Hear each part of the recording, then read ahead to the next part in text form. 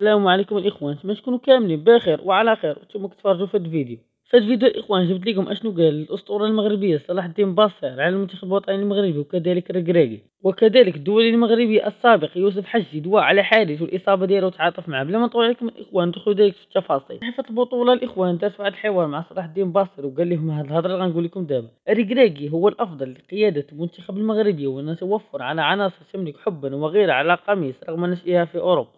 وقال بسطة في الحوار ديالو مع الصحيفة: الركراكي هو الأفضل والأنسب لأنه فاز بالدوري المحلي ودوري أبطال إفريقيا مع الوداد، وقبلها فاز بالدوري مع الفتح الرياضي، بالإضافة لخبرته كمدافع سابق ومحترف في أوروبا.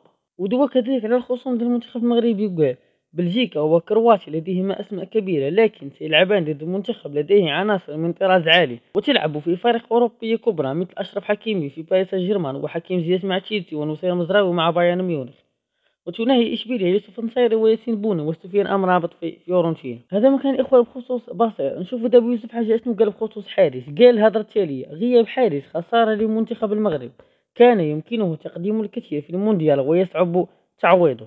وقال حجي في المقابلة ديالو مع بي ان سبورت القطرية: إنها خسارة لمنتخب المغرب، هو لاعب كان يمكنه تقديم الكثير للفريق الوطني في هذه المنافسة. وكمل الهضرة ديالو قال: حقا إنه من المؤسف، هو شاب والغياب عن كأس العالم بسبب إصابة خطيرة سيؤثر عليه كلاعب وكإنسان، ولكن سوء الحظ إنه القدر. ما علينا سوى مؤازرته ونقول له أن قلوبنا معه ونتمنى له الشفاء والعودة سريعا إلى المنتخب ولفريقه أولمبيك مارسيليا. هذا ما كان الإخوان فهادشي. تهلاو لي فراسكم بزاف، فيديو جاي إن شاء الله في أمان.